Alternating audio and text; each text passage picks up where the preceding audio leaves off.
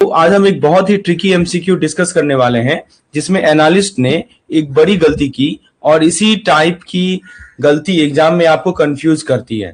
चलिए दोस्तों, क्या आपने इन्वेंट्री टर्नओवर रेशियो का कभी फीफो लीफो के साथ कंपेयर किया है?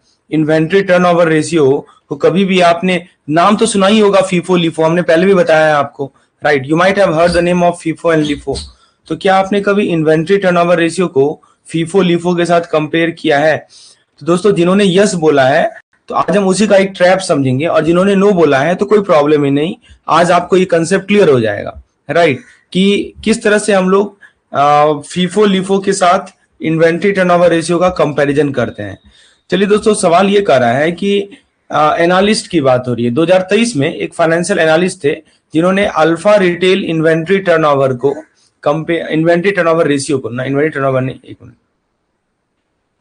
इन्होंने क्या किया है कि जो अल्फा रिटेल का जो इन्वेंट्री टर्नओवर रेशियो है ना, उसको कंपेयर किया बीटा रिटेल के साथ, राइट? तो एनालिस्ट ने इन बीटा रिटेल, देखिए यहाँ पे लिखा है कि एनालिस्ट ने क्या किया था कि जो अल्फा रिटेल का इन्वेंट्री टर्नओवर रेशियो था वो 8x था, ठीक है, और बीटा का जो इन्वेंट्री टर्नओवर रेशियो था वो था 6x। एनालिस्ट बोला कि देखो, चूंकि अल्फा का आईटीआर ज्यादा है, आईटीआर यानी कि इन्वेंट्री टर्नओवर से ज्यादा है, तो अल्फा जो है ज्यादा एफिशिएंट है, ये बोला इन्होंने। इनका कहना था चूंकि अल्फा का ये आईटीआर ज्यादा है तो अल्फा जो है ज्यादा हमारा एफिशिएंट है।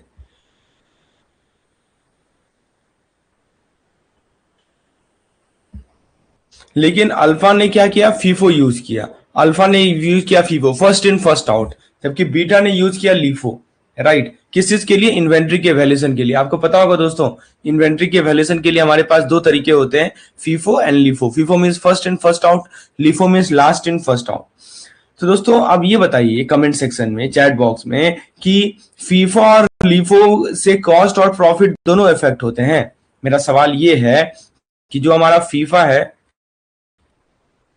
जो हमारा फीफो है या जो लीफो है, क्या ये दोनों को इफेक्ट करते हैं? कॉस्ट को भी इफेक्ट करते हैं या प्रॉफिट को भी इफेक्ट करते हैं? यस और नो में जवाब दीजिएगा। तो दोस्तों, एग्जैक्टली बिल्कुल सही जवाब है। दोस्तों देखिए, अकाउंटिंग पॉलिसी अगर अलग है तो रेशियो को तो बिना एडजस्ट किए कंपेयर करना गलत होगा ना जी।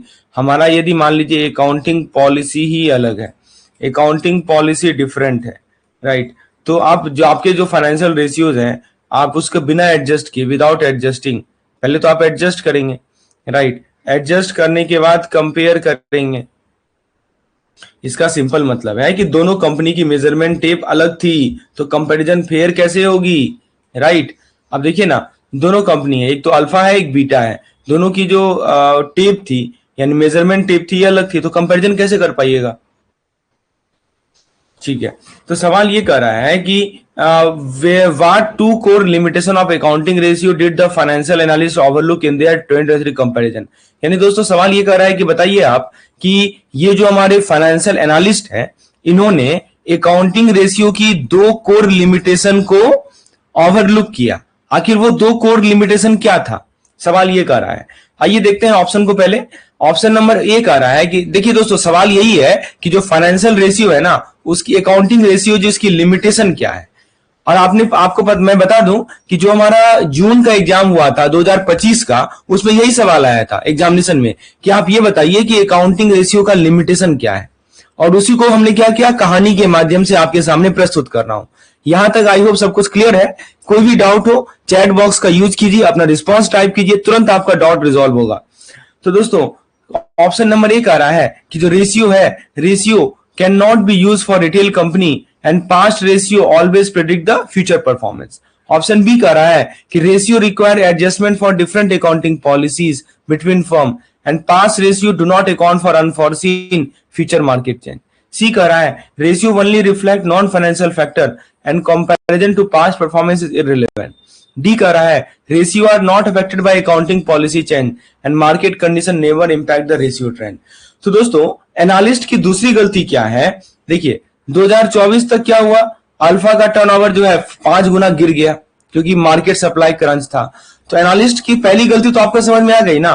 पहली गलती यही थी दोस्तों कि अकाउंटिंग पॉलिसी का डिफरेंस इन्होंने इग्नोर किया। दूसरी गलती इन्होंने क्या की कि पास्ट रेशियो फ्यूचर प्रिडिक्ट नहीं करते। देखिए 2024 में क्या हुआ दोस्तों, अल्फा का जो रेशियो था, अल्फा का जो इन्वेंट्री टर्नओवर रेशियो था वो 8 टाइम्स था, अब वो गिर के 5x हो गया। अल्फा का जो आईटीआर था ना जी, पहले 8 गुना था। दोस्तों हम बात कर रहे हैं इन्वेंट्री टर्नओवर रेशियो की, I am talking about the inventory turnover ratio.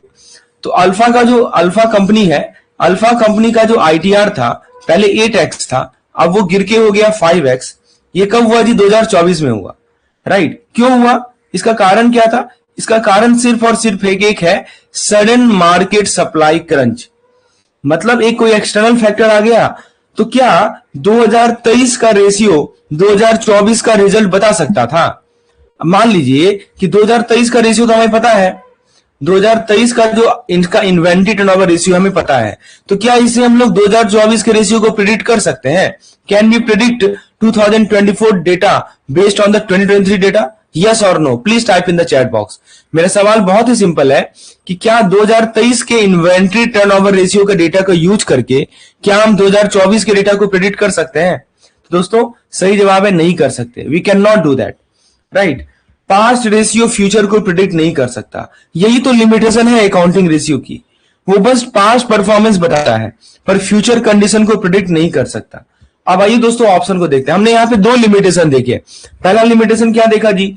Analyst का पहला गलती ये था कि इन्होंने अकाउंटिंग पॉलिसी के डिफरेंस को इग्नोर किया। दूसरा गलती इन्होंने ये किया, दूसरा गलती ये है दोस्तों कि पास्ट रेशियो फ्यूचर प्रिडिक्ट नहीं करता। अब आप ऑप्शन को पढ़िए जरा।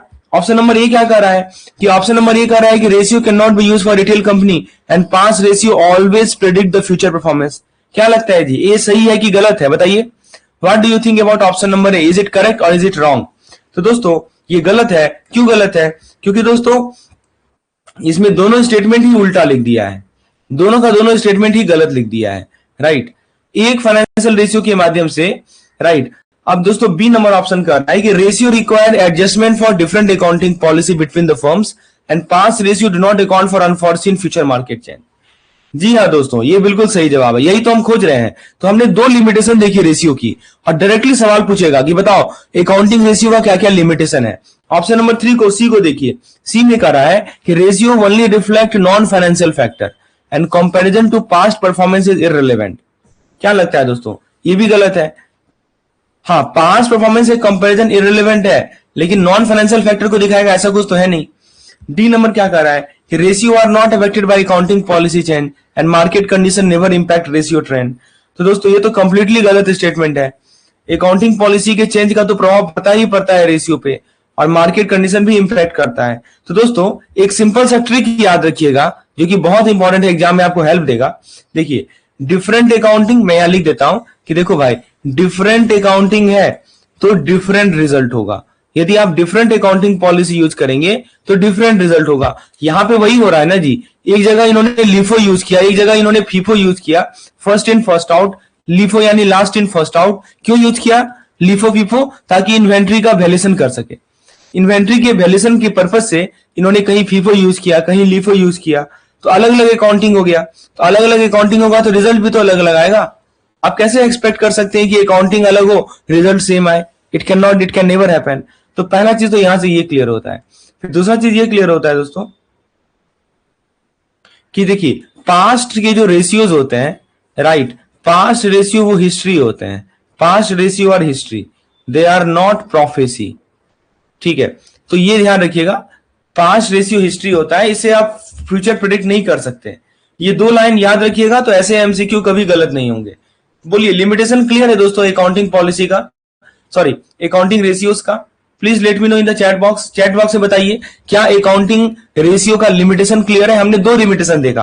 पहले आपको यह बताया कि देखो अलग अलग अकाउंटिंग पॉलिसी है तो अलग अलग रिजल्ट आएगा। दूसरा आपको यह बताया कि पास्ट रेशियो जो है वो हिस्ट्री होता है, कोई प्रोफेसी नहीं होता, आप उससे फ्यूचर प्रिडिक्ट नहीं कर सकते। ये दो सबसे महत्वपूर्ण लिमिटेशन है हमारे अकाउंटिंग रेशियो का, जो कि आपको एक कहानी के माध्यम से समझाया गया। प्लीज टेल मी, यदि कंसेप्ट क्लियर है तो क्लियर वर्ड टाइप कर दें चैट बॉक्स में। Please let me know if the concept is clear और नॉट। चलिए, आई होप पिछला क्वेश्चन का कंसेप्ट क्लियर हुआ होगा। यदि कोई डाउट हो ये अकाउंटिंग रेशियो से रिलेटेड तो प्लीज चैट बॉक्स में टाइप करें। अब आइए क्वेश्चन नंबर 2 की ओर बढ़ते हैं। क्वेश्चन नंबर 2 आपके स्क्रीन पर है।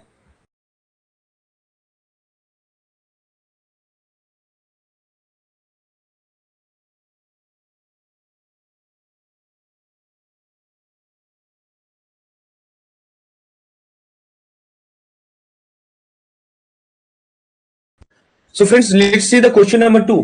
क्वेश्चन नंबर 2 में क्या कर रहा है दोस्तों कि एक सिंपल सा क्वेश्चन है जेनिथ ऑटो पार्ट लिमिटेड का। राइट, आप देख सकते हैं सवाल क्या कर रहा है, जेनिथ ऑटो पार्ट लिमिटेड। तो ये हम एक जबरदस्त एमसीक्यू को डिस्कस करने वाले हैं जिसमें कंपनी ने फंडिंग डिसीजन भी लिया और इन्वेस्टमेंट डिसीजन भी लिया। आइए देखते हैं क्या है सवाल, क्योंकि दोस्तों आजकल का पैटर्न रहा है, आईआईबीएफ ज्यादातर केस स्टडी टाइप क्वेश्चन को पूछते हैं एग्जामिनेशन में, तो हमने भी उसी को ध्यान में रखते हुए आपके सामने इस प्रकार की केस स्टडी को प्रस्तुत कर रहा हूं। तो दोस्तों क्या आपको लगता है कि फंड रेजिंग का मेन ऑब्जेक्टिव सिर्फ पैसा अरेंज करना होता है? यहां पे वही चीज है, हमने एक कंपनी है जिसने फंडिंग डिसीजन भी लिया, इन्वेस्टमेंट डिसीजन भी लिया और दोनों का मेन ऑब्जेक्टिव अलग है। आप ये बताइए दोस्तों, एक सिंपल सा सवाल आपसे पूछते हैं, क्या आपको लगता है कि फंड रेज करने का मेन ऑब्जेक्टिव सिर्फ पैसा अरेंज करना होता है? मतलब मेरा सवाल यही है दोस्तों कि यदि मान लीजिए कि हम फंड को रेज कर रहे हैं, if you are raising the fund, right, if you are raising the fund, तो क्या लगता है आपको?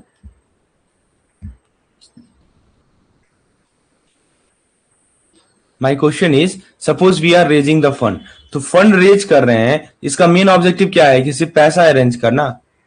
यस और नो बताइएगा। तो दोस्तों इसका सही जवाब है नहीं, फंड रेज का मतलब ये नहीं होता है कि पैसा अरेंज करना। राइट, देखिए इसका फंड रेज का ऑब्जेक्टिव यही है दोस्तों, फंड रेज का ऑब्जेक्टिव है कॉस्ट ऑप्टिमाइज करना भी होता है। अब आप इसको अप्रिशिएट करेंगे, जब आप कहानी को सुनेंगे ना तो आपको समझ में आएगा। चलिए एकदम क्वेश्चन को सिंपल भाषा में समझते हैं। सवाल ये कह रहा है दोस्तों, let's come back to the question. So देखिए जेनिथ ऑटो पार्ट को 50 करोड़ का, इनको 50 करोड़ चाहिए था, किस चीज के लिए? लॉन्ग टर्म इन्वेस्टमेंट के लिए, राइट, लॉन्ग टर्म प्रोजेक्ट के लिए, राइट, जो कि है हमारा ईवी कंपोनेंट प्लांट के लिए। इनको 50 करोड़ चाहिए ईवी कंपोनेंट प्लांट के लिए, लॉन्ग टर्म इन्वेस्टमेंट है। कंपनी ने डिसाइड किया ऐसा किया जाए कि 60% पैसा जो है ना हम राइट इशू के माध्यम से रेज करेंगे, क्योंकि इक्विटी का चीपेस्ट फॉर्म होता है, right, cost effective equity source से। और इन्होंने ये भी डिसाइड किया कि 40% जो पैसा है वो बैंक टर्म लोन से, राइट, बैंक टर्म लोन से लेंगे, क्योंकि इंटरेस्ट लो था डिवेंचर के कंपैरिजन में। तो इनका ये कहना है कि 50 करोड़ जो इनको चाहिए उसको दो पार्ट में वो रेज करेंगे, 60% राइट इशू के माध्यम से और 40% बैंक टर्म लोन के माध्यम से। ठीक है, क्योंकि इंटरेस्ट लो था तो डिवेंचर के कंपैरिजन में, इसीलिए बैंक लोन को प्रेफर किया इन्होंने। तो कंपनी अपना WACC कम रखना चाहती है, weighted average cost of capital को कम रखना चाहती है। तो ये सवाल है। तो दोस्तों अब एक दूसरा डिसीजन देखिए, एक तो ये तो पहला डिसीजन हो गया जो कि फाइनेंस से रिलेटेड था। अच्छा दोस्तों WACC का फुल फॉर्म बताइए तो चैट बॉक्स में क्या होता है? What is the full form of WACC? Please right in the chat box. ये नाम सुने हैं जी WACC, इसका फुल फॉर्म बताइए जल्दी से क्या होता है चैट बॉक्स में। फिर फ्रेंड्स देखिए इसका दूसरा पार्ट है, ये जो मैंने आपको बोला ना दो डिसीजन ले रही है, अब जो दूसरा पार्ट है वो कैपिटल बजटिंग पार्ट है, जिसको इन्वेस्टमेंट अप्रूवल बोलते हैं। कंपनी ने प्रोजेक्ट को चेक किया, कंपनी ने ये देखा कि जो प्रोजेक्ट है इसका नेट प्रेजेंट वैल्यू है 12 करोड़ का और जो इंटरनल रेट ऑफ रिटर्न है वो 18% है, राइट। तो कंपनी ने प्रोजेक्ट अप्रूव कर दिया, कंपनी ने प्रोजेक्ट को अप्रूव कर दिया क्योंकि उनको लगा कि रिस्क एडजस्टेड बेसिस पर एक्सेप्टेबल है। दोस्तों WACC का फुल फॉर्म मैं बताता हूं आपको, weighted average cost of capital. Please याद रखिएगा, weighted average cost of capital. चलिए तो दोस्तों यहां पे एक चीज बताइए, सवाल ये कर रहा है कि जेनिथ का जो what were the Zenith auto part 2 core objective in its financial decision, यानी दोस्तों जेनिथ के फाइनेंशियल डिसीजन के 2 कोर ऑब्जेक्टिव क्या थे? ऑप्शन ए कर रहा है शॉर्ट टर्म प्रॉफिट मैक्सिमाइज करो, लॉन्ग टोटल डेब्ट को डेब्ट डिमिनिमाइज करो। बी कर रहा है WACC को ऑप्टिमाइज करो फंड सोर्स चूज करते समय, और बेस्ट रिस्क एडजस्टेड रिटर्न को सिक्योर करो कैपिटल बजटिंग अप्रेजल के माध्यम से। सी कर रहा है कि इक्विटी इश्यूएंस को पूरा का पूरा अवॉइड कर दो, केवल और केवल डेब्ट फंड ही यूज करो। और डी कर रहा है पब्लिक इक्विटी इशू को प्रायोरिटाइज करो राइट इशू के ऊपर, और पेबैक पीरियड को सोल अप्रेजल मेथड रूप में यूज करो। तो दोस्तों आपको बताना है कि जेनिथ ऑटो पार्ट का 2 कोर ऑब्जेक्टिव क्या है इनके फाइनेंशियल डिसीजन में, ए बी सी या डी। अपना गेस टाइप करें, what do you think which option is correct, A B C या डी। दोस्तों कभी आपने यहां पे ऑब्जर्व कीजिए कि कॉस्ट ऑफ कैपिटल कितना है जी? कंपनी का कॉस्ट ऑफ कैपिटल है 10%, राइट, और प्रोजेक्ट 18% रिटर्न दे रहा है, मतलब पैसा कमाएगा। अब देखिए ना WACC क्या होता है, WACC को बोलते हैं cost of capital, right, when I say weighted average cost of capital. आप खुद सोचिए यहां पे, देखिए कॉस्ट ऑफ कैपिटल है हमारा, कॉस्ट ऑफ कैपिटल का वैल्यू इन्होंने दे रखा है 10%, और जो हमारा रिटर्न है, रिटर्न जो हमें मिल रहा है, प्रोजेक्ट को रिटर्न मिल रहा है, वो मिल रहा है 18%। तो साफ साफ दिख रहा है ना जी, प्रोजेक्ट तो कमा रहा है ना, प्रोजेक्ट इज अर्निंग पोटेंशियल है इसमें।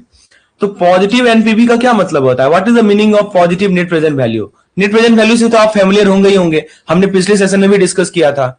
तो पॉजिटिव एनपीवी का मतलब क्या होता है बताइए। तो आइए सवाल पे वापस लौटते हैं कि ऑप्शन नंबर ए कह रहा है कि ऐसा करो कि कंपनी का मेन ऑब्जेक्टिव यही है कि शॉर्ट टर्म प्रॉफिट को मैक्सिमाइज करना और टोटल डेब्ट को मिनिमाइज करना। क्या लगता है दोस्तों, ट्रू या फॉल्स? तो दोस्तों ये फॉल्स है। केस स्टडी में कहीं पे शॉर्ट टर्म प्रॉफिट या डेब्ट मिनिमाइज करने की बात ही नहीं है। There is no where mention कि शॉर्ट टर्म प्रॉफिट को मैक्सिमाइज करना है, ये तो बात नहीं होगी। बी में कह रहा है कि ऑप्टिमाइज करो WACC को जब फंडिंग सोर्स चूज कर रहे हो, और दूसरा कह रहा है कि बेस रिस्क एडजस्टेड रिटर्न को सिक्योर करो कैपिटल बजटिंग के माध्यम से। जी हाँ दोस्तों, ये एब्सोल्युटली राइट है, यही तो मेन ऑब्जेक्टिव है। सी कह रहा है इक्विटी इश्यूएंस को पूरा का पूरा अवॉइड करो, केवल डेब्ट फंड के लिए यूज करो। बिल्कुल गलत है दोस्तों। कंपनी ने इक्विटी भी यूज की है, देखिए ना यहाँ पे इन्होंने इक्विटी भी तो लिया, राइट इशू भी तो लिया 60% पैसा तो राइट इशू भी लिया है। कैसे आप बोल सकते हैं कि इक्विटी इश्यूएंस को अवॉइड किया? सी नंबर गलत है। डी कह रहा है prioritize public equity issue, right, तो पेबैक पीरियड बननी, ये भी गलत है दोस्तों। कंपनी ने राइट इशू चूज किया, कोई पब्लिक इशू चूज नहीं किया, इन्होंने राइट इशू चूज किया है। They have chosen the right issue, they have not chosen the public issue, right, तो ये भी गलत है। तो दोस्तों फाइनल आंसर क्या है जी? तो इसका फाइनल आंसर है option number B, optimize WACC when choosing fund source and secure the based risk adjusted return. ठीक है, तो दोस्तों हमने यहां से ये सीखा। तो हमारा जो अल्टीमेट लर्निंग है वो क्या है दोस्तों? प्लीज याद रखिएगा कि फंड सोर्स का जो ऑब्जेक्टिव क्या है, ध्यान दीजिएगा दोस्तों। हमारा जो फंड सोर्स है इसके दो ऑब्जेक्टिव होते हैं। फंड सोर्स ऑब्जेक्टिव क्या ऑब्जेक्टिव है? पहला ऑब्जेक्टिव यही है कि WACC को कम करो। WACC का मतलब क्या होता है? Weighted average cost of capital. हमें weighted average cost of capital को कम रखना है, मतलब कि जो कैपिटल का खर्चा है वो कम रखना है। और दूसरा ऑब्जेक्टिव यही है कि जो रिस्क एडजस्टेड रिटर्न है, रिटर्न की बात नहीं हो रही है दोस्तों, रिस्क एडजस्टेड रिटर्न की बात हो रही है। मतलब रिटर्न तो ठीक है, लेकिन रिस्क को एडजस्ट किया हुआ रिटर्न, इसको बढ़ाना है। तो दोस्तों ये दो ऑब्जेक्टिव है, WACC कम करो, रिस्क एडजस्टेड रिटर्न बढ़ाओ। बस ये दो लाइन याद रख लीजिए, बहुत इंपॉर्टेंट है। तो आई होप ये चीजें समझ में आ गई होंगी। प्लीज बताइए चैट बॉक्स में, कंसेप्ट क्लियर है दोस्तों? कि एक्चुअली फंड सोर्स का, मेरा सवाल पहला क्या पूछा था आपसे? मैंने यही पूछा था ना आपसे कि बताओ कि जो हमारा ये फंड रेजिंग का मेन ऑब्जेक्टिव क्या है। लोग सोचते हैं कि फंड रेज करने का मेन ऑब्जेक्टिव है पैसा अरेंज करना। नहीं दोस्तों, फंड रेजिंग का मेन ऑब्जेक्टिव है खर्चे को ऑप्टिमाइज करना। जब आप WACC को कम कर रहे हैं ना, तो अल्टीमेटली आप कॉस्ट ऑप्टिमाइज ही कर रहे हैं, इजंट इट? आप कॉस्ट को ऑप्टिमाइज कर रहे हैं। तो फंड अरेंज करने का मेन पर्पज है कॉस्ट को ऑप्टिमाइज करना, अपना रिटर्न बढ़ाओ, अपना कॉस्ट कम करो, ये मेन ऑब्जेक्टिव है। बोलिए कंसेप्ट क्लियर है दोस्तों? हमने यहाँ पे WACC निकाल बताया आपको। अच्छा दोस्तों, WACC कभी कभी आपको निकालना भी आना चाहिए। You should know the formula also for computing the WACC। और ये NPV क्या होता है, IRR क्या होता है, ये सब पे दोस्तों हम लोग अगला जो चैप्टर है कैपिटल बजटिंग, वहां पे हम लोग सबके फॉर्मूले को डिस्कस करेंगे। आइए क्वेश्चन नंबर 3 की ओर बढ़ते हैं। क्वेश्चन नंबर 3 आपके स्क्रीन पर है, एक बार इसे पढ़िए, क्या कर रहा है सवाल।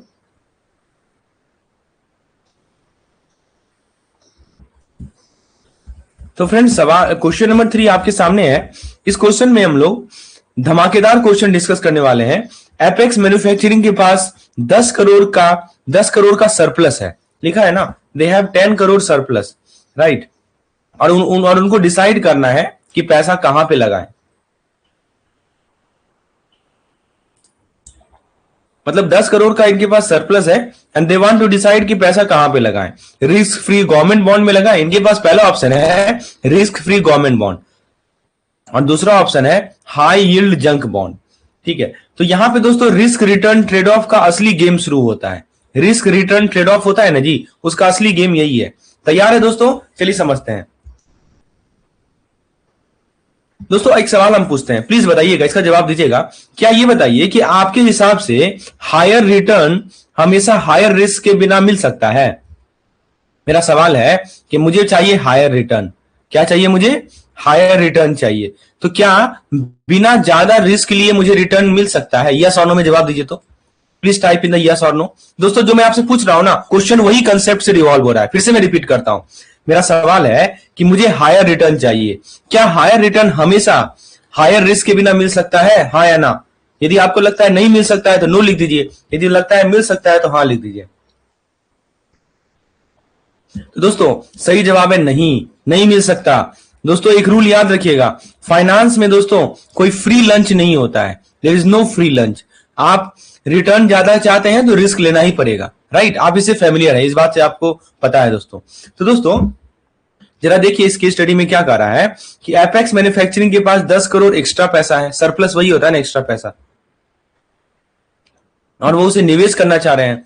उनके पास दो ऑप्शन है, एक तो गवर्नमेंट बॉन्ड में निवेश कर सकते हैं जो कि रिटर्न दे रहा है 7% का और डिफॉल्ट रिस्क ना के बराबर है, मतलब सबसे सेफ इन्वेस्टमेंट है। और दूसरा ऑप्शन है इनके पास जंक बॉन्ड का, जो कि 15% रिटर्न दे रहा है और डिफॉल्ट होने की 20% संभावना है। समझे?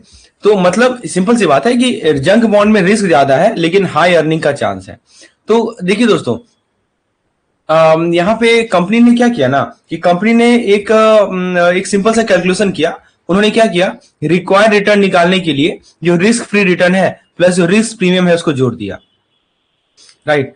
और ये निकाला required rate of return for junk bond, कितना निकला 12%।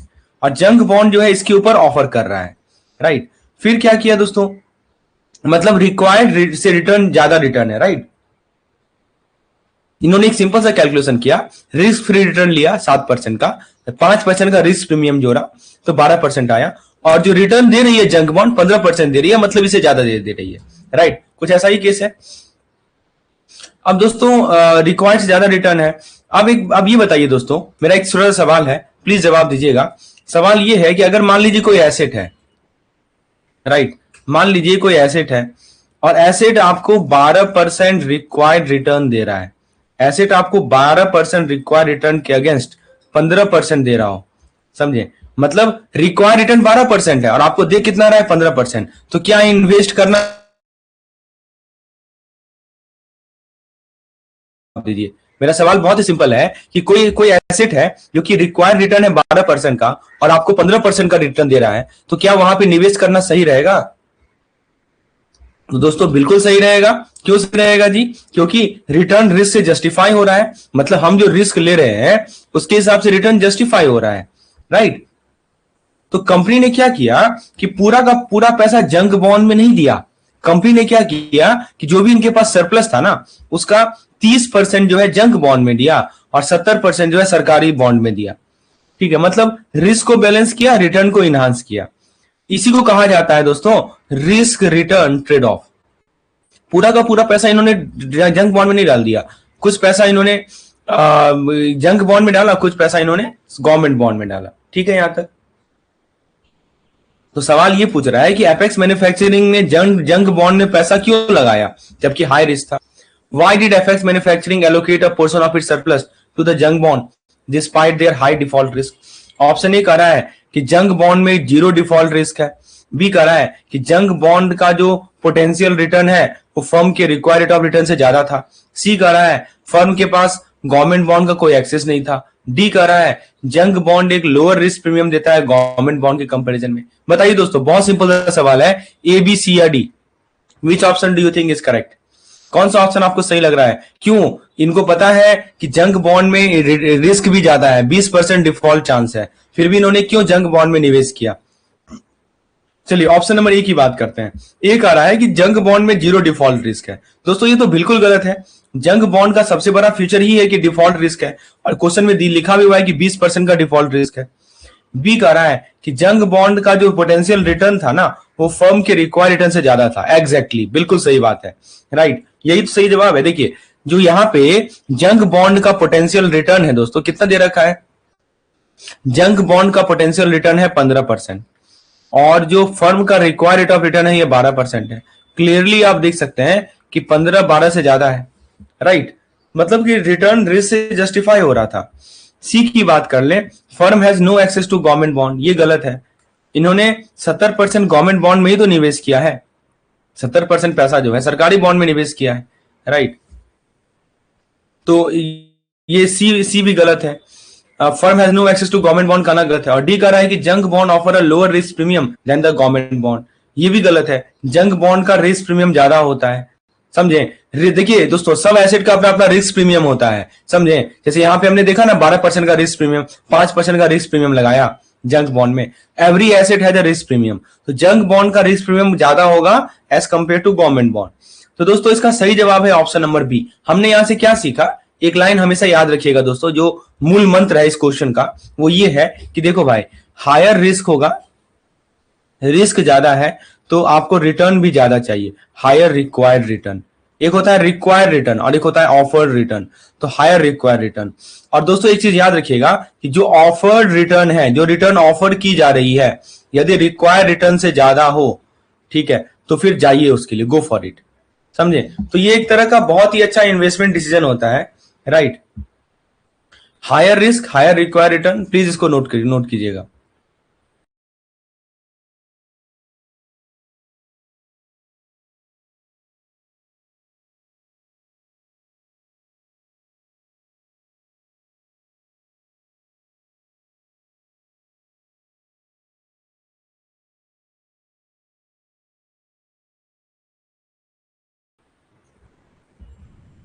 सो फ्रेंड्स, यहाँ पे आपको वही यही देखना है कि जो ऑफर रिटर्न है वो यदि रिक्वायर्ड रिटर्न से ज्यादा है तो उसके लिए जाइए। जैसे यहाँ पे आप देख सकते हैं, राइट, यहाँ पे आपको वही दिख रहा है कि जो ऑफर रिटर्न था कितना था जी, जंग बॉन्ड का ऑफर रिटर्न था 15% और रिक्वायर्ड रिटर्न कितना है 12%, ज्यादा है, तो इसीलिए हम लोग जाएंगे। और रिक्वायर्ड रिटर्न कैसे निकालते हैं, तो दोस्तों ये भी देख लीजिए, यदि रिक्वायर्ड रिटर्न निकालना है किसी एसेट का तो उसमें दो चीजों को जोड़ना है, एक तो रिस्क फ्री रेट, ठीक है, रिस्क फ्री रिटर्न, मतलब रिस्क फ्री रिटर्न को पहले ले लीजिए और रिस्क फ्री रिटर्न में क्या जोड़ दीजिए, रिस्क प्रीमियम को ऐड कर दीजिए, राइट, तो आपको मिल जाता है required return.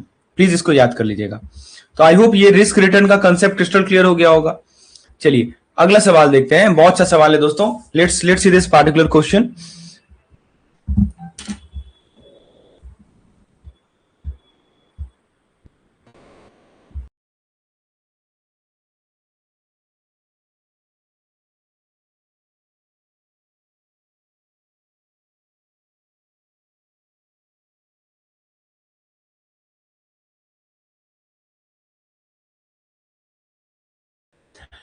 Friends question number 4 आपके सामने है। ये एक real life CSR question discuss करने वाले हैं जिसमें लॉ भी है, कैलकुलेशन भी है और बिजनेस एथिक्स का बेनिफिट भी है।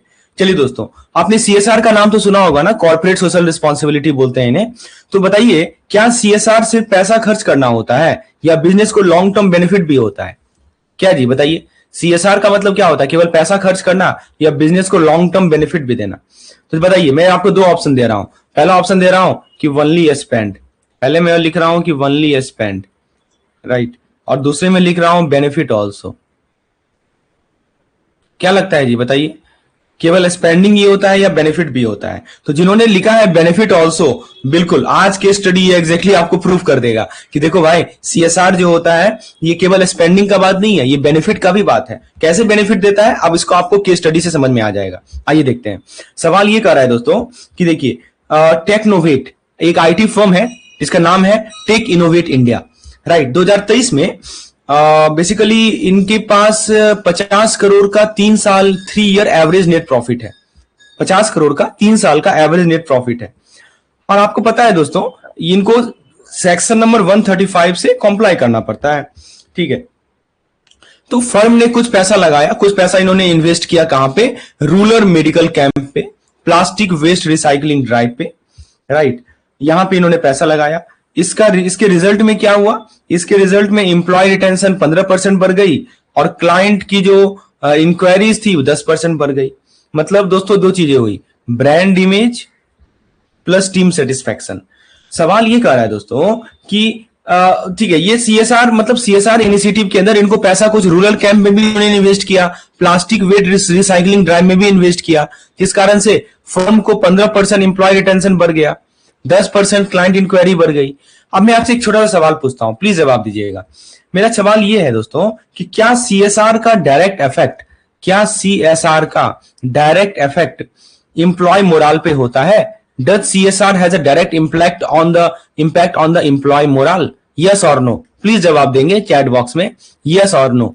सीएसआर का क्या डायरेक्ट इंपैक्ट एम्प्लॉय मोरल पे होता है? जवाब दीजिए दोस्तों। जी हाँ दोस्तों, एग्जैक्टली। एम्प्लॉय प्राउड फील करते हैं जब कंपनी कुछ अच्छा करती है ना, तो एम्प्लॉय को प्राउड फील होता है, तो एम्प्लॉय मोराल तो बढ़ता ही बढ़ता है। सवाल ये कह रहा है दोस्तों इस क्वेश्चन में कि इस केस स्टडी में कि सीएसआर का स्टैट्यूटरी रिक्वायरमेंट क्या है, what is the statutory CSR obligation, और टेक इनोवेट को कौन सा नॉन फाइनेंशियल बेनिफिट मिला।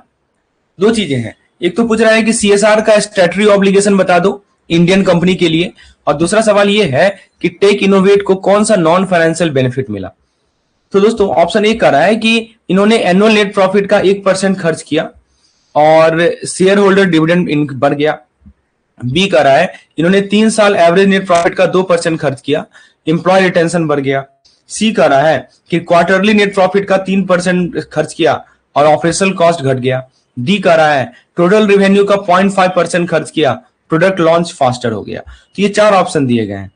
तो दोस्तों बताइए, अब यहां पे आपको दोनों चीज क्लियर होगा कि एक तो कितना इनको ऑब्लिगेशन है, कितना इनको खर्च करना है, और दूसरा कि नॉन फाइनेंशियल बेनिफिट क्या होता है। बताइए दोस्तों, पहला ऑप्शन सही है क्या, 1% एनुअल प्रॉफिट का खर्च करना? नहीं दोस्तों, गलत है। आपको पता होना चाहिए कि सेक्शन नंबर 135 जो कंपनीज एक्ट का है वो साफ साफ कहता है कि जो भी इनका एवरेज प्रॉफिट हो ना भाई, उसका 2% खर्च करना पड़ता है इन्हें, राइट। तो जो इनका एवरेज प्रॉफिट है उसका 2%, इसको नोट कीजिएगा। 1% नहीं, ये गलत है, ठीक है। लॉ में 2% लिखा है। बी कह रहा है कि 2% of the 3 year average net profit और इंप्रूव्ड एम्प्लॉय रिटेंशन। एग्जैक्टली दोस्तों, ये बी नंबर ऑप्शन बिल्कुल सही है। यही तो पॉइंट है जो हम खोज रहे थे, राइट। देखिए यही सही जवाब है। स्टैट्यूटरी रिक्वायरमेंट यही बोलता है कि देखो सीएसआर ऑब्लिगेशन जो किसी भी कंपनी का होता है वो उनके 3 साल का जो एवरेज नेट प्रॉफिट है वो ले लो और उसका 2% निकाल लो। इतना पैसा इनको सीएसआर में लगाना ही है, और फायदा ये होता है कि एम्प्लॉय रिटेंशन बढ़ती है।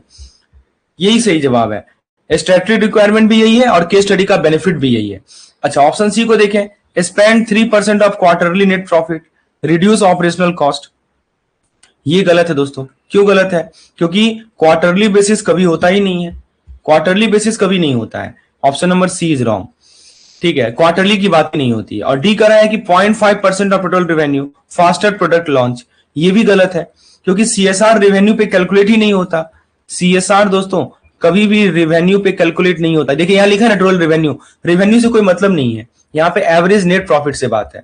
तो दोस्तों एक मैं आपको ट्रिक बताता हूं इसको याद रखने के लिए। Let me tell you a trick to remember it. ऐसे देखिए, सीएसआर के लिए याद रखिएगा 2% 3 ईयर एवरेज, मतलब पिछले 3 साल का एवरेज नेट प्रॉफिट निकाल लो, उसका 2% निकाल लो, और एक सेक्शन नंबर याद रखिएगा 135, ठीक है। तो ये तो आपको समझ में आ गया इसकी ऑब्लिगेशंस क्या है। और नॉन फाइनेंशियल बेनिफिट ये है कि जो इंप्लॉय है ना वो खुश होते हैं, इंप्लॉय फील हैप्पी, और इंप्लॉय खुश होंगे तो कस्टमर हैप्पी होगा, कस्टमर हैप्पी होगा तो ब्रांड हमारी स्ट्रांग बनेगी, समझे। कस्टमर हैप्पी होगा तो ब्रांड स्ट्रांग बनेगी। तो बोलिए सीएसआर का कंसेप्ट क्लियर है दोस्तों? Please let me know in the chat box. I hope the CSR concept is crystal clear. क्या क्या ऑब्लिगेशंस हैं, क्या नॉन फाइनेंशियल बेनिफिट है, सब कुछ आपको यहां से क्लियर हो गया। और दोस्तों ये नोट करके लिख लीजिए, सीएसआर से एक क्वेश्चन आता ही आता है, हर एक साल आता है। क्वेश्चन का फॉर्मेट कभी कभी सेक्शन नंबर पूछ लेगा, कभी आपसे financial obligation, non financial benefit, किसी प्रकार का सवाल पूछ सकता है। हमें कंसेप्चुअल क्लैरिटी पे फोकस करना है। आइए अगले केस स्टडी की ओर बढ़ते हैं। बहुत ही सॉलिड केस स्टडी है, बार बार एग्जाम में आया हुआ है। दोस्तों आज का जो क्वेश्चन है वो एथिक्स और कॉर्पोरेट गवर्नेंस का एकदम सॉलिड एग्जाम्पल है। देखिए हम बात करने वाले हैं ड्राइव कोर कंपनी के केस में 2 कॉन्फ्लिक्ट एक साथ होते हैं। They have faced 2 distinct conflict at one place. देखिए क्या क्या 2 कॉन्फ्लिक्ट है जी, एक तो शेयर होल्डर से रिलेटेड है और एक कम्युनिटी से रिलेटेड है। और यहीं से एजेंसी थ्योरी और स्टेक होल्डर थ्योरी का असली डिफरेंस समझ में आता है। देखिए बुक में तो उन्होंने थ्योरी के फॉर्म में लिख दिया, मैं आपके सामने कहानी प्रस्तुत कर रहा हूं। कहानी क्यों प्रस्तुत कर रहा हूं? ताकि कहानी के माध्यम से चीजें आपको समझ में आ जाए। आइए देखते हैं। तो दोस्तों क्या कंपनी का डिसीजन मेकिंग सिर्फ शेयर होल्डर के इंटरेस्ट पर बेस्ड होना चाहिए? हाँ या ना में जवाब दीजिए। तो मेरा सवाल बहुत ही सिंपल है दोस्तों। सवाल मैं ये पूछ रहा हूं आपसे कि मान लीजिए कंपनी कोई भी डिसीजन लेती है, क्या वो केवल शेयर होल्डर के इंटरेस्ट में होना चाहिए? My question is, company decision should be based on share holder interest, yes और no? Please type in the chat box, जवाब दीजिए जल्दी से। तो दोस्तों जिन्होंने नो बोला है वो स्टेक होल्डर थ्योरी के साइड में है। देखिए मेरा सवाल था कि कंपनी का डिसीजन क्या शेयर होल्डर के इंटरेस्ट पर बेस्ड होना चाहिए केवल और केवल। तो जिन्होंने नो बोला तो वो किसके, वो कौन सी थ्योरी को फेवर कर रहे हैं, वो फेवर कर रहे हैं स्टेक होल्डर थ्योरी को, समझिए। और जिन्होंने यस बोला वो फेवर कर रहे हैं एजेंसी थ्योरी को।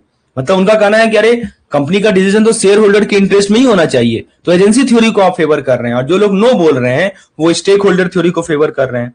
आइए जरा वापस लौटते हैं केस स्टडी पे। तो दोस्तों ड्राइव कोर का केस सिंपल वर्ड में समझते हैं। पहला कॉन्फ्लिक्ट ये हुआ कि इनके सीईओ वर्सेस शेयर होल्डर। तो सीईओ ने एक risky cost cutting plan suggest किया, सीईओ ने सजेस्ट किया एक risky cost cutting plan, right. Purpose यही था कि शॉर्ट टर्म प्रॉफिट बढ़ाना for shareholder, to boost short term shareholder profit, ठीक है। तो मतलब एजेंट सीईओ कौन होता है, एक तरह का एजेंट है। एजेंट क्या कर रही है, अपनी या short term share holder gain पे फोकस करता है। इसीलिए उन्होंने ऐसा प्लान सजेस्ट किया कि देखो जिससे हमारा शॉर्ट टर्म प्रॉफिट बढ़ेगा, इसी को बोलते हैं एजेंसी थ्योरी प्रिंसिपल, ठीक है। दूसरा कॉन्फ्लिक्ट है कि कम्युनिटी वर्सेस कंपनी, ठीक है। अब क्या हुआ कि जो लोकल कम्युनिटी है इन्होंने अपोज किया, क्योंकि अब क्या हुआ, क्योंकि फैक्ट्री का इमिशन बढ़ रहा था। जो प्लान सजेस्ट किया था ना सीईओ ने, उस प्लान के कारण जो इमिशन है, इमिशन समझते हैं ना, जो हवा निकलते, जो गंदगी पर प्रदूषण जो होता है, फैक्ट्री इमिशन काफी बढ़ गया था। उन्होंने ग्रीन अपग्रेड डिमांड किया, जो लोकल कम्युनिटी है वो डिमांड किए ग्रीन अपग्रेड, ठीक है। तो दोस्तों यही है स्टेक होल्डर थ्योरी, समझे। देखिए कहानी से समझ में आएगा, बुक में पढ़िएगा तो समझ में आएगा कि आखिर लिखा क्या है भाई। देखिए कहानी से क्लियर हो रहा है कि जो सीईओ है वो एजेंट है, तो एजेंसी थ्योरी को प्रमोट कर रहे हैं। जो लोकल कम्युनिटी है वो इसको अपोज कर रहे हैं, यानी वो स्टेक होल्डर थ्योरी पे फोकस्ड है, राइट। तो दोस्तों जिसमें कंपनी को सारे ग्रुप की नीड कंसिडर करनी होती है उसे ही कहते हैं स्टेक होल्डर थ्योरी। नाम क्यों रखा है स्टेक होल्डर, कंपनी के जितने भी ग्रुप हैं सब ग्रुप की नीड को कंसीडर करना पड़ेगा। Company have to consider the need of every group, यही होता है स्टेक होल्डर थ्योरी। मैं सिंपल भाषा में लिख देता हूं यहां पे, राइट। स्टेक होल्डर थ्योरी क्या बोलता है कि जो फर्म है, जो कंपनी है, उन्हें ऑल ग्रुप नीड को सेटिस्फाई करना पड़ेगा, यही तो बोलता है स्टेक होल्डर थ्योरी। तो इस केस स्टडी में दोस्तों दोनों थ्योरी के कोर डिफरेंस एकदम क्लैरिटी से दिखता है आपको। चलिए एक छोटा सा सवाल पूछते हैं आपसे, जवाब दीजिए तो थोड़ा जल्दी से। क्या स्टेक होल्डर थ्योरी सिर्फ एक्सटर्नल कम्युनिटी ग्रुप को कंसीडर करती है? मेरा सवाल यह है कि हमारा जो स्टेक होल्डर थ्योरी है क्या ये केवल एक्सटर्नल कम्युनिटी ग्रुप को ही कंसीडर करती है, हाँ या ना में जवाब दीजिए, जल्दी से बताइए दोस्तों। सवाल बिल्कुल सिंपल है कि क्या स्टेक होल्डर थ्योरी केवल एक्सटर्नल कम्युनिटी ग्रुप को ही कंसीडर करती है? तो दोस्तों इसका सही जवाब है नहीं, right. The correct answer is no. क्यों नो? क्योंकि दोस्तों स्टेक होल्डर थ्योरी में ना इंटरनल कम्युनिटी भी आता है, एक्सटर्नल कम्युनिटी भी आता है, दोनों आता है, राइट। दोनों ग्रुप को कवर करती है। मैं एग्जांपल दूं आपको, जैसे इंप्लॉय हो गए, ये इंटरनल हो गए। जैसे मान लीजिए सप्लायर है, एक्सटर्नल है। जैसे मान लीजिए सरकार है, एक्सटर्नल है। कम्युनिटी है, लैंडर है। तो मतलब स्टेक होल्डर थ्योरी ये सब स्टेक होल्डर्स है ना, इन सब के इंटरेस्ट को ध्यान में रखती है।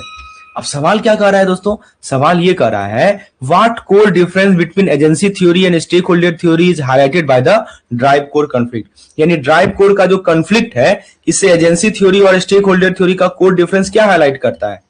ऑप्शन ए कर रहा है कि देखो एजेंसी थ्योरी जो है internal dispute, agency theory focus on internal team dispute, while stakeholder theory only address the external community issue.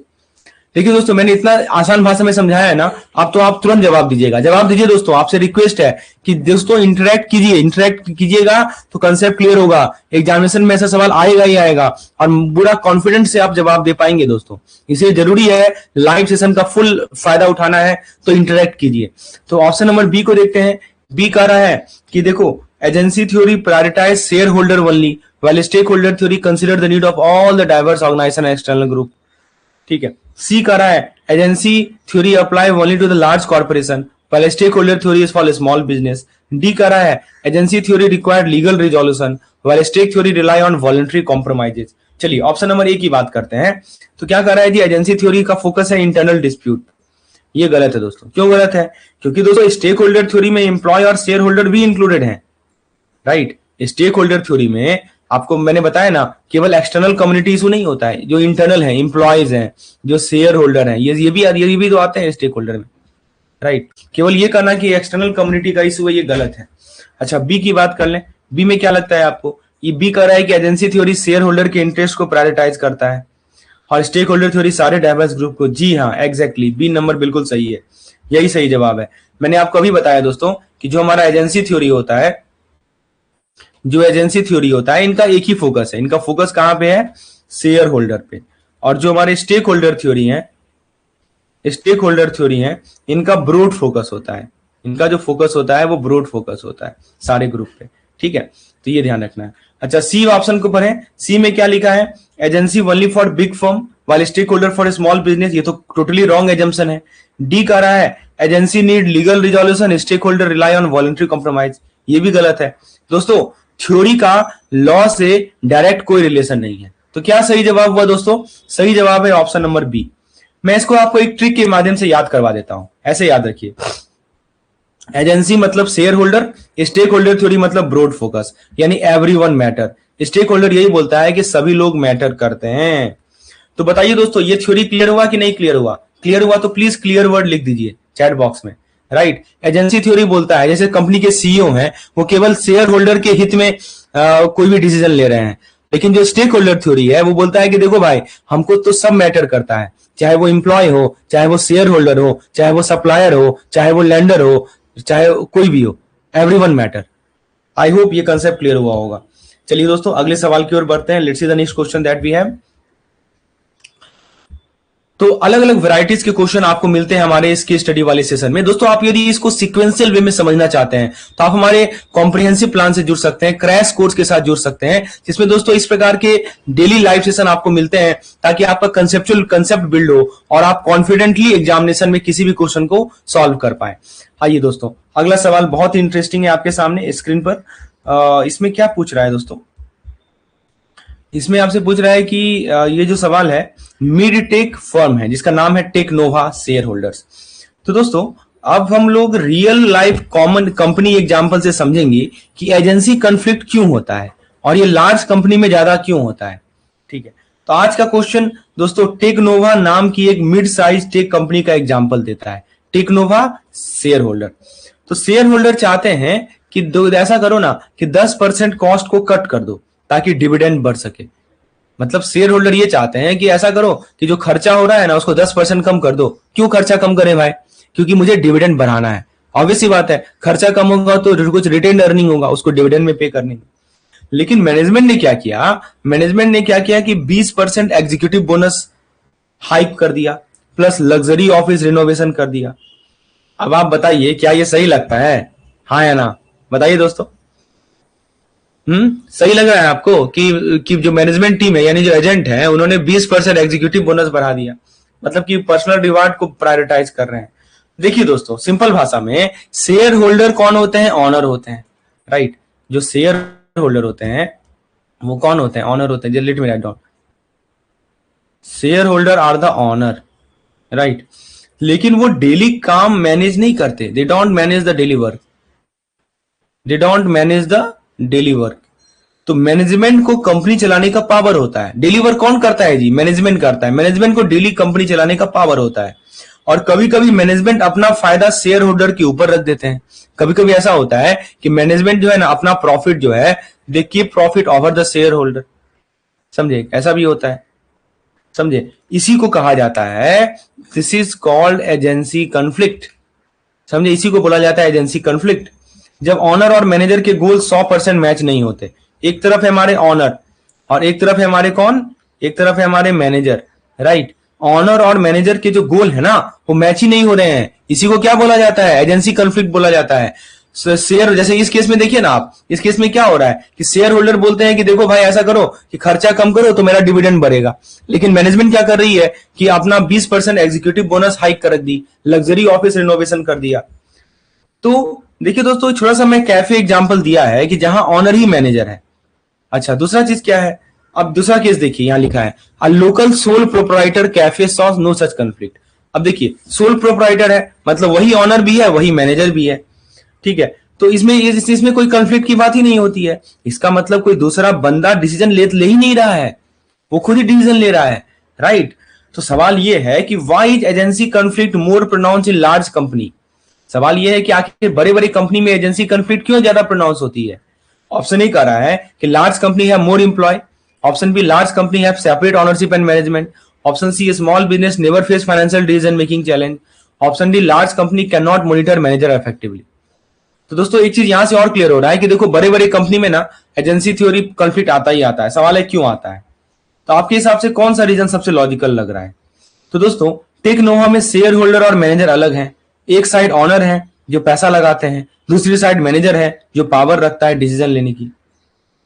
आप बताइए क्या दोनों का गोल हमेशा सेम होता है? नहीं दोस्तों, छोटे छोटे प्रोप्राइटरशिप में ऑनर ही मैनेजर होता है, इसीलिए जो उसका पर्सनल गोल है वही बिजनेस का गोल है।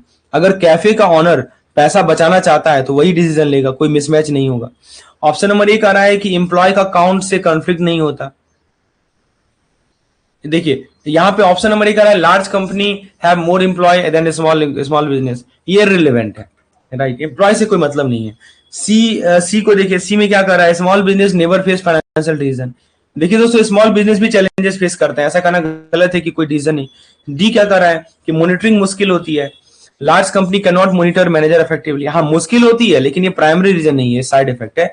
बी नंबर बिल्कुल सही है, यही एग्जैक्ट रीजन है, क्योंकि लार्ज कंपनी में ऑनर और मैनेजर अलग होते हैं और ये एजेंसी कॉन्फ्लिक्ट का मेन रीजन है, ठीक है। तो या अब ये बताइए, ये तो समझ में आ गया आपको एजेंसी कॉन्फ्लिक्ट होता क्या। अब ये बताइए क्या एजेंसी कॉन्फ्लिक्ट को रिड्यूस करने के लिए दो कॉमन मेथड बता सकते हैं?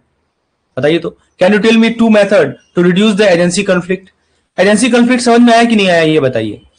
देखिए दोस्तों बड़ी बड़ी कंपनियां में क्या होती है ना, ऑनर अलग होते हैं, राइट, मैनेजमेंट अलग होती है, मतलब शेयर होल्डर अलग होते हैं, मैनेजमेंट अलग होती है। इनमें कभी कभी कॉन्फ्लिक्ट हो जाता है, जैसे कि यहाँ पे हुआ है। एजेंसी मैनेजमेंट टीम बोल रही है कि देखो भाई मुझे कॉस्ट कट करो, लेकिन जो हमारे ये बोल रही है कौन, ये बोल रहा है हमारा शेयर होल्डर। मैनेजमेंट क्या कर रहा है, लग्जरी और ऑफिस रिनोवेशन कर रहा है। तो चूंकि मैनेजर और ऑनर अलग अलग है बड़ी बड़ी कंपनियां में, इसीलिए एजेंसी कॉन्फ्लिक्ट ज्यादा आपको बड़ी कंपनियां में दिखाई देगी। लेकिन जो छोटी कंपनियां सोल प्रोप्राइटरशिप टाइप फर्म होते हैं उसमें वही ऑनर होते हैं और वही हमारे मैनेजर होते हैं, तो वही डिसीजन ले रहे हैं ना, तो कोई कॉन्फ्लिक्ट की बात ही नहीं होती है। अच्छा मैं आपसे एक सवाल पूछता हूं कि यदि मुझे एजेंसी कॉन्फ्लिक्ट को कम करना है तो कुछ सुझाव दे सकते हैं कैसे ये कॉन्फ्लिक्ट कम होगा? आपकी बुक में ये चीज लिखा हुआ है, आपके मैक्मिलन किताब में ये भी लिखा हुआ है कि हाउ टू रिड्यूस दिस। पहले तो ये समझना जरूरी है कि एजेंसी कॉन्फ्लिक्ट होता क्या है। अब आप ये समझ लिए हैं एजेंसी कॉन्फ्लिक्ट क्या होता है, तो सवाल ये है कि कैसे कम किया जाए। दोस्तों मैं एक हिंट देता हूं, दो मेथड है, मोस्ट कॉमन मेथड है। एक है इंसेंटिव से रिलेटेड और दूसरा है मॉनिटरिंग से रिलेटेड, ठीक है। अब अगले क्वेश्चन में आपको ये भी क्लियर हो जाएगा। चलिए देखते हैं, let's see the next question that we have. बहुत अच्छा सवाल है दोस्तों, मजा आएगा इसको सॉल्व करने में। दोस्तों हम एक रियल लाइफ एग्जांपल से समझेंगे कि जो हमारा 1% कंपनी होता है और जो हमारे कोऑपरेटिव होते हैं इनमें एक्चुअल अंतर क्या होता है। चलिए देखिए दोस्तों 2022 में क्या हुआ, एक फ्रीलांस ग्राफिक डिजाइनर है रिया, राइट, वो अपना बिजनेस ओपीसी के नाम से रजिस्टर करती है। ओपीसी समझते हैं ना, 1% कंपनी। और फिर उसके बाद क्या हुआ कि ये एक सेपरेट लीगल एंटिटी है। अब देखिए रिया पर्सनल कैपेसिटी में रिस्क नहीं लेती। अब देखिए हुआ क्या कि क्लाइंट ने पेमेंट डिले किया, राइट, देखिए ना, डिलेड पेमेंट क्लाइंट, मतलब कि जो क्लाइंट है इन्होंने पेमेंट डिले किया, टाइम से पेमेंट दिया नहीं, तो रिया ने कंपनी के नाम से केस कर दिया। पर्सनल एसेट इनका सेफ है, तो रिया ने क्या कर दिया, एक केस कर दिया, सीयू मतलब केस करना वही होता है, ठीक है। अच्छा फिर आप दूसरा केस को देखिए, green harvest organic cooperative, right, ये 25 लोकल ऑर्गेनिक फार्मर ने मिलकर एक कोऑपरेटिव बनाया है। मतलब 25 लोकल ऑर्गेनिक फार्मर है, इन्होंने मिलकर एक कोऑपरेटिव बनाया है जिसका नाम है ग्रीन हार्वेस्ट ऑर्गेनिक कोऑपरेटिव, ठीक है। इनका मोटिव है प्रॉफिट। इनका मोटिव क्या है दोस्तों, क्यों बनाया, प्रॉफिट बनाया नहीं, प्रॉफिट मेन मोटिव नहीं है। उनका एम था म्यूचुअल बेनिफिट, उनका एम था कि म्यूचुअल बेनिफिट, म्यूचुअल सपोर्ट, एक दूसरे को हेल्प करना। इसीलिए सबने मिलकर एक कोल्ड स्टोरेज बनाया जो सबके लिए काम आया। तो दोस्तों सवाल ये कर रहा है कि प्राइमरी डिस्टिंग्विशिंग फीचर क्या है रिया का ओपीसी में और ग्रीन हार्वेस्ट ऑर्गेनिक कोऑपरेटिव में, मतलब प्राइमरी डिफरेंस क्या है। ऑप्शन ए कह रहा है कि केवल ओपीसी का सेपरेट एंटिटी होता है, बी कह रहा है कि ओपीसी का कोर गोल प्रॉफिट है। कोऑपरेटिव का मेन एम है म्यूचुअल मेंबर सपोर्ट। सी कह रहा है कि कोऑपरेटिव को ज्यादा सरकारी रजिस्ट्रेशन चाहिए। डी कह रहा है सिर्फ कोऑपरेटिव ही सीयू कर सकता है इंडिपेंडेंटली। बहुत अच्छा सवाल है, आपको ओपीसी और कोऑपरेटिव के सारे कंसेप्ट यहां से क्लियर हो जाएंगे।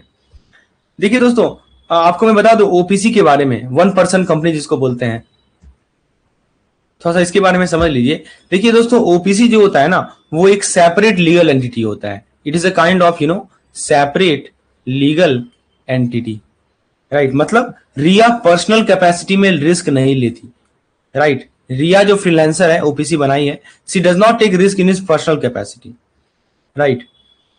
तो ये बातें क्लियर है। अब दोस्तों आते हैं सवाल पे कि आपको पहले आप अपना लॉजिक बताइए, क्या लगता है आपको एबीसीडी में से कौन सा सही लग रहा है। पहले मैं आपको ओपीसी समझाता हूं। तो ओपीसी का मेन ऑब्जेक्टिव एक ही है दोस्तों, ओपीसी बनता ही है इसलिए ओपीसी का मेन ऑब्जेक्टिव एक ही है। क्या है मेन ऑब्जेक्टिव जी? ओपीसी का मेन ऑब्जेक्टिव है प्रॉफिट, दैट्स इट। कंपनी बनाई इसलिए जाती है कि बिजनेस ग्रोथ और रिटर्न के लिए। अच्छा, कोऑपरेटिव का डीएनए अलग होता है। कोऑपरेटिव का जो डीएनए है वो अलग होता है। उनका मेन एम होता है कि जो मेंबर्स हैं इनको हेल्प मिले, मेंबर्स को क्या मिले? हेल्प मिले, साथ मिलकर चलना, शेयर्ड बेनिफिट। क्या अच्छा ये बताइए, क्या कोऑपरेटिव कमा सकता है, प्रॉफिट कमा सकता है? ठीक है, तो दोस्तों हाँ बिल्कुल कमा सकता है, लेकिन प्राइमरी मोटिव कमाना नहीं होता, प्राइमरी मोटिव होता है इनको हेल्प करना। ठीक है, अब जरा ऑप्शन को देखते हैं। ऑप्शन नंबर ए क्या कह रहा है कि ओनली द ओपीसी है द सेपरेट लीगल एंटिटी। तो दोस्तों एक्चुअली ये गलत है कि ओपीसी का ही केवल सेपरेट लीगल एंटिटी नहीं होता, कोऑपरेटिव का भी सेपरेट लीगल एंटिटी होता है। तो ऑप्शन नंबर ए गलत है। सी क्या कह रहा है? The cooperative require more government registration than OPC. दोस्तों रजिस्ट्रेशन डिफरेंट होते हैं, ज्यादा या कम नहीं होते, दोनों का प्रोसेस ही अलग है। डी कह रहा है कि only the cooperative can sue third party. ये भी गलत है, केवल कोऑपरेटिव ही नहीं ओपीसी भी स्यू कर सकती है, राइट। दोनों स्यू कर सकते हैं एज ए लीगल एंटिटी, दोनों के दोनों लीगल एंटिटी है ना, so both of them can sue, दोनों के दोनों सेपरेट लीगल एंटिटी है। और डी कह रहा है कि ओपीसी का जो बी नंबर का रहा है, ओपीसी कोर गोल है profit maximisation, while cooperative main goal है म्यूचुअल मेंबर असिस्टेंस। यस, ये सही बात है, कोर ऑब्जेक्टिव है। तो दोस्तों ओपीसी का मेन एम है प्रॉफिट, कोऑपरेटिव का मेन एम है mutual member support, that's it, right. Cooperative का आपने बहुत सारा एग्जांपल देखा होगा, एग्रीकल्चर में, हाउसिंग में, डेयरी में, कोई भी ले लीजिए आप उसमें वही देखिएगा, मेंबर के फायदे के लिए ये काम करते हैं। चलिए एक सवाल एलएलपी पे देखते हैं हम लोग। तो फ्रेंड्स यहां पे ये जो कहानी है एक real life digital marketing agency की कहानी है। इससे हम समझेंगे कि एलएलपी बनने का सबसे बड़ा फायदा क्या होता है या एलएलपी बनाने का फायदा क्या होता है। तो दोस्तों सवाल ये कर रहा है कि देखिए ब्राइट पिक्सल डिजिटल एक नॉर्मल पार्टनरशिप फर्म थी। प्रिया और राज दो पार्टनर थे, राइट। 2022 में राज से एक कॉन्ट्रैक्ट गलती हो गई। 2022 में क्या हुआ कि राज का एक एरर था कॉन्ट्रैक्ट में और कंपनी पे 10 लाख का लीगल क्लेम आ गया।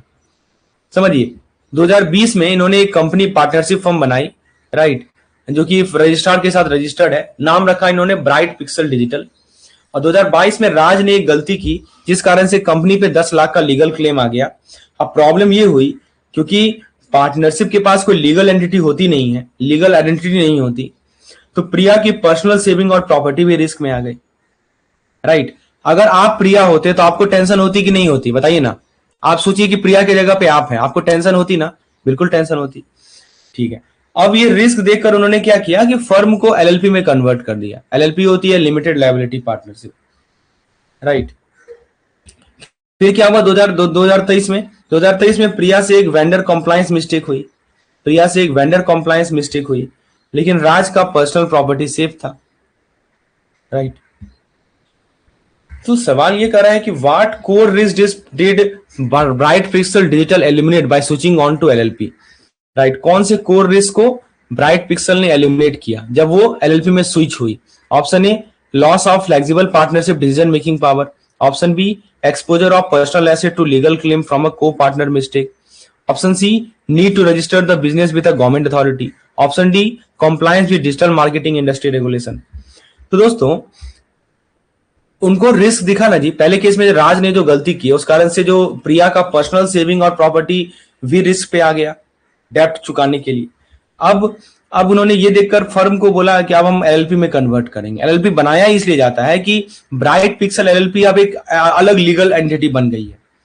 और 2023 में प्रिया से वेंडर मिस्टेक हुआ, लेकिन राज का पर्सनल प्रॉपर्टी सेफ था। क्योंकि दोस्तों इसका रीजन यही है, ये बहुत इंपॉर्टेंट रूल है, याद रखिएगा कि एलएलपी में जो वन पार्टनर होते हैं ना, एलएलपी में जो वन पार्टनर होते हैं वो लायबल नहीं होते, they are not liable for the other partner mistake. यानी दूसरे पार्टनर के मिस्टेक के लिए एक पार्टनर लायबल नहीं होते। ये बहुत इंपॉर्टेंट लाइन है। तो क्या एलएलपी नॉर्मल पार्टनरशिप से सेफ आपको लग रहा है? Is it safer than normal partnership? जी हाँ दोस्तों, ये मोर सेफ है, right. It is more safe as compare to normal partnership, right. तो बताइए कौन सा कोर रिस्क इन्होंने एलिमिनेट किया? तो दोस्तों देखिए, पार्टनरशिप फर्म में एक चीज याद रखिएगा, कोई सेपरेट लीगल आइडेंटिटी नहीं होती है। मैं फिर से आपको लिख के बता देता हूं। देखिए, पार्टनरशिप फर्म में नो सेपरेट लीगल आइडेंटिटी। मतलब ये हुआ कि यदि मान लीजिए पार्टनर की गलती, राइट, तो दोनों की जिम्मेदारी है। एक है, दो है, तीन है, सबकी जिम्मेदारी। दोनों का पर्सनल एसेट रिस्क पे है, और पर्सनल एसेट तक रिस्क पहुंच जाता है, उनका अपना एसेट भी लेने लगते हैं। लेकिन एलएलपी में क्या होता है कि कंपनी की तरह सेपरेट लीगल एंटिटी होती है, राइट। यही तो सबसे बड़ी खासियत, जैसे कंपनी में होता है ना जी सेपरेट लीगल एंटिटी, यहाँ पे सेपरेट लीगल आइडेंटिटी होती है एलएलपी की। यानी दोस्तों जो बिजनेस का डेप्ट है, बिजनेस के नाम पे जो डेप्ट लिया है, राइट, ये पर्सनल डेप्ट कभी नहीं हो सकता। पर्सनल आप स्यू नहीं कर सकते पार्टनर को। आप एलएलपी में जो डेजिग्नेटेड पार्टनर होते हैं उनको आप स्यू नहीं कर सकते। तो एक पार्टनर रिस्पॉन्सिबल नहीं है दूसरे के रॉन्गफुल एक्ट के कारण। अब जरा ऑप्शन को देखते हैं। ऑप्शन नंबर ए क्या कर रहा है? Loss of flexible partnership decision making power.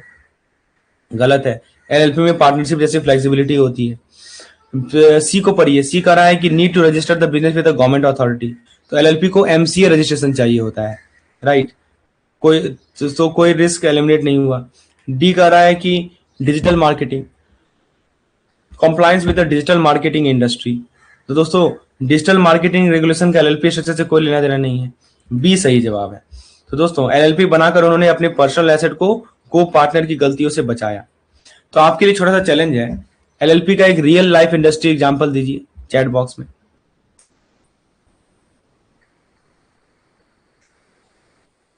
अब दोस्तों एक सवाल देखते हैं, बहुत अच्छा सवाल है। बेसिकली मेट्रो सिटी बैंक की रियल लाइफ केस स्टडी को समझेंगे कि सिर्फ डिजिटल बैंकिंग क्यों काफी नहीं होती, और ओमनी चैनल प्लेटफॉर्म से क्या बड़ी प्रॉब्लम सॉल्व हुई। तो ओमनी पावर की बात करने वाले हैं। तो दोस्तों देखिए, मेट्रो सिटी बैंक है, इन्होंने 2021 में मोबाइल और वेब बैंकिंग लॉन्च किया। क्या लॉन्च किया जी? मोबाइल और वेब बैंकिंग लॉन्च किया। अच्छा स्टेप था, लेकिन फिर भी इनका कस्टमर रिटेंशन 10% गिर गया। 10% एनुअल कस्टमर रिटेंशन ड्रॉप हुआ। कस्टमर क्या बोल रहे थे? एक्सपीरियंस टूटा फूटा था, राइट। देखे ना, कस्टमर फीडबैक का पेन पॉइंट यही था, डिसजॉइंटेड एक्सपीरियंस, मतलब टूटा फूटा एक्सपीरियंस था। Credit card application mobile app पे स्टार्ट किया, ब्रांच गए तो पूरा फॉर्म दोबारा भरना पड़ा। सही बोलते हैं, टूटा फूटा, ठीक है ना। तो और अब ये बताइए कि आपको कभी ऐसा रिपीट इन्फॉर्मेशन देना पड़ा है? होता है दोस्तों। तो डिजिटल ओनली बैंकिंग का मेन प्रॉब्लम यही है कि प्रॉब्लम डिजिटल होने में नहीं थी, प्रॉब्लम थी चैनल के बीच डेटा सिंक ना होना, राइट। प्रॉब्लम ये थी कि जो चैनल हैं इनके बीच डेटा सिंक्रोनाइज नहीं होना। मोबाइल ऐप ब्रांच गए, ब्रांच से वेबसाइट गए, कॉल सेंटर गए, हर जगह अलग अलग जर्नी है, अलग अलग डेटा है। कस्टमर को लगता था ये सब कनेक्टेड क्यों नहीं है। फिर आया दोस्तों 2022 में बैंक का ओमनी चैनल, यानी उन्होंने ओमनी चैनल प्लेटफॉर्म लॉन्च किया जिसमें रियल टाइम डेटा सिंक हो जाता है। रियल टाइम डेटा सिंक हो जाता है, कस्टमर का काम किसी भी चैनल से कंटिन्यू हो सकता है।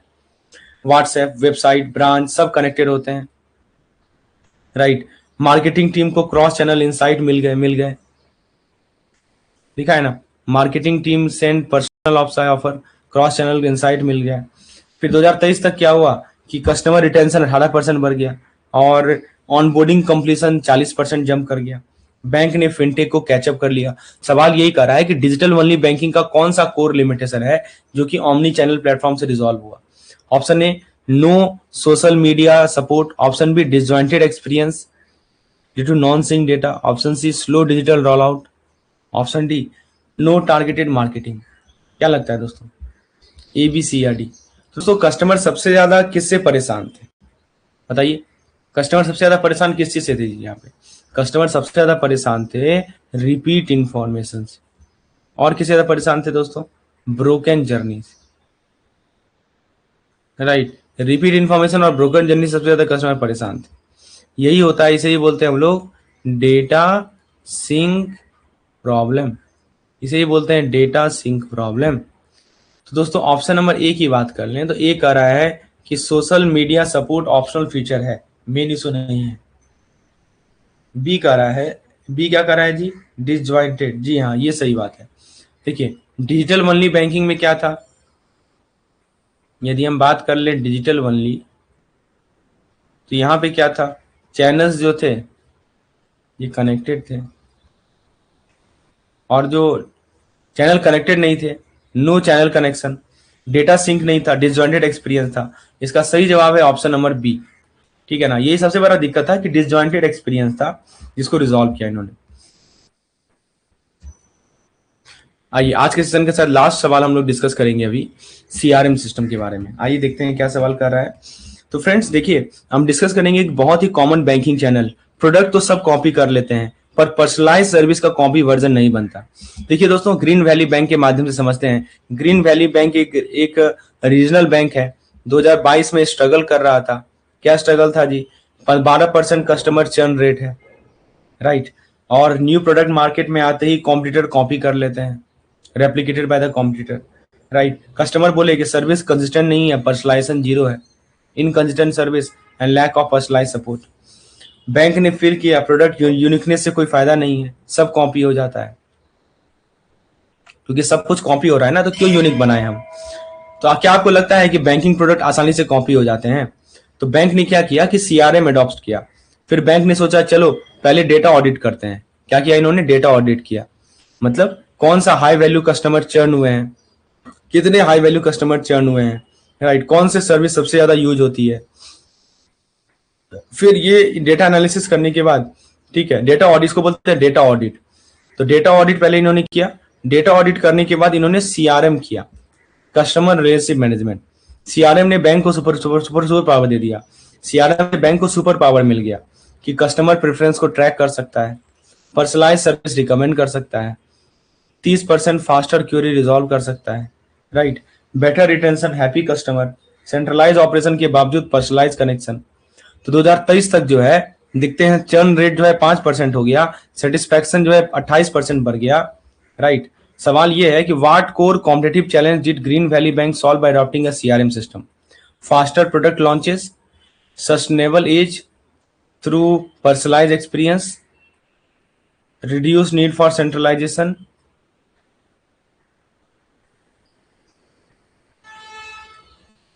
लास्ट कर रहा है कि एलिमिनेटेड द चर्न ओवरनाइट। बताइए ए बी सी या डी, क्या सही लगता है? तो दोस्तों सबसे पहले बैंक का रियल प्रॉब्लम क्या है पहले वो देखिए। बैंक का रियल प्रॉब्लम ये है कि इनका प्रोडक्ट कॉपी हो जाता है, ठीक है। पहले प्रॉब्लम आएगा तभी तो सॉल्यूशन ढूंढेंगे।